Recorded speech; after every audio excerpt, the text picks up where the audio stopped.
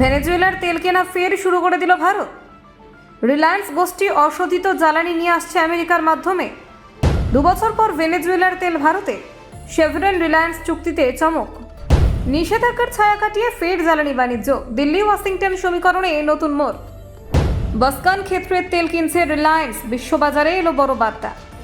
শুধু রিলায়েন্স নয়, আইওসি, বিপিসিএলও লাইনে ভেনেজুয়েলা ঘিরে তৎপর ভারত। মাদুরো ইস্যুর পর তেল রাজনীতিতে নয়া অধ্যায়। সক্রিয় আমেরিকা।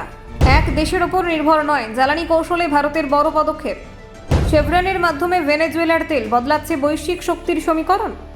দেখুন, ভারতকে ভেনেজুয়েলার তেল বিক্রিতে নতুন গতি আনছে আমেরিকা। আন্তর্জাতিক বাজারে জ্বালানি সরবরাহের সমীকরণে এই পদক্ষেপকে যথেষ্ট তাৎপর্যপূর্ণ বলে মনে করা হচ্ছে। সাম্প্রতিক রিপোর্ট অনুযায়ী মার্কিন সংস্থা শেভরনের কাছ থেকে ভেনেজুয়েলার অশোধিত তেল কিনেছে ভারতের রিলায়েন্স গোষ্ঠী। সংবাদ সংস্থা রয়টার্স জানাচ্ছে, গত 2 বছরের মধ্যে এই প্রথম শেভরনের মাধ্যমে ভেনেজুয়েলার তেল রিলায়েন্সের হাতে এলো। আন্তর্জাতিক নিষেধাজ্ঞা এবং কূটনৈতিক টানাপোড়েনের জেরে এতদিন এই বাণিজ্য প্রায় স্থগিত ছিল। ফলে এই নতুন সমঝোতা বিশ্ব জ্বালানি বাজারে গুরুত্বপূর্ণ বার্তা দিচ্ছে। জানা গেছে, ভেনেজুয়েলার বসকান তৈলক্ষেত্র থেকে উত্তোলিত অশোধিত তেল কিনছে রিলায়েন্স ইন্ডাস্ট্রিজ। চলতি মাসে মার্কিন তেল সংস্থা শেভরন এর সঙ্গে এই বিষয়ে সমঝোতা হয়েছে। যদিও সংশ্লিষ্ট সংস্থাগুলির তরফে আনুষ্ঠানিকভাবে বিস্তারিত কিছু জানানো হয়নি। শুধু রিলায়েন্স নয়, আরও কয়েকটি ভারতীয় সংস্থাও ভেনেজুয়েলার তেল কেনার বিষয়ে আগ্রহ দেখিয়েছে।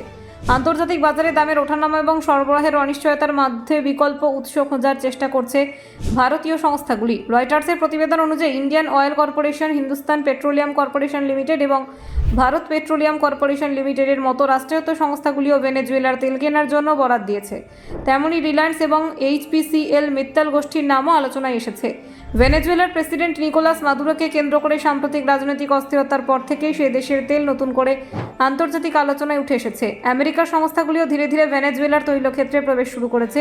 ভারতে নিযুক্ত মার্কিন রাষ্ট্রদূত সার্জিও গোর সম্প্রতি জানান, দিল্লির সঙ্গে এই বিষয়ে সক্রিয় আলোচনা চলছে। ওয়াশিংটন, অর্থাৎ বিষয়টি শুধু বাণিজ্যিক নয়, কূটনৈতিক দিক থেকেও তাৎপর্যপূর্ণ। ভারত বরাবরই স্পষ্ট করেছে, জ্বালানি আমদানির ক্ষেত্রে কোনো একটি দেশের ওপর নির্ভরশীল থাকতে চায় না। আন্তর্জাতিক নিষেধাজ্ঞা না থাকলে যে দেশ থেকে তেল কেনা অর্থনৈতিকভাবে লাভজনক, সেখান থেকে আমদানি করা হবে।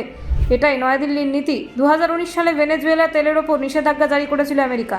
তার আগে ভেনেজুয়েলার তেল আমদানির ক্ষেত্রে ভারত ছিল তৃতীয় বৃহত্তম ক্রেতা। নিষেধাজ্ঞার জেরে সেই বাণিজ্যে বড় ধাক্কা লাগে। ভেনেজুয়েলা বিশ্বের বৃহত্তম অপরিশোধিত তেল ভাণ্ডারের অধিকারী দেশ। সেখানে প্রায় 30,000 কোটি ব্যারেল তেল মজুত রয়েছে বলে আন্তর্জাতিক পরিসংখ্যান জানাচ্ছে। ফলে বৈশ্বিক জ্বালানি বাজারে দেশটির ভূমিকা অত্যন্ত গুরুত্বপূর্ণ। মাদুরোকে ঘিরে রাজনৈতিক টানাপোড়েনের পরে তৎকালীন মার্কিন প্রেসিডেন্ট ডোনাল্ড ট্রাম্প দাবি করেছিলেন, ভেনেজুয়েলার অন্তর্বর্তীকালীন প্রশাসন আমেরিকাকে কয়েক কোটি ব্যারেল উচ্চমানের তেল দেবে। সেই তেল বাজার মূল্যে বিক্রি হবে এবং আর্থিক নিয়ন্ত্রণ থাকবে আমেরিকার হাতে। ভেনেজুয়েলা, আমেরিকা, ভারত ত্রিভুজে নতুন করে জ্বালানি কূটনীতি সক্রিয় হয়েছে। ব্যুরো রিপোর্ট, অজানার দেশে।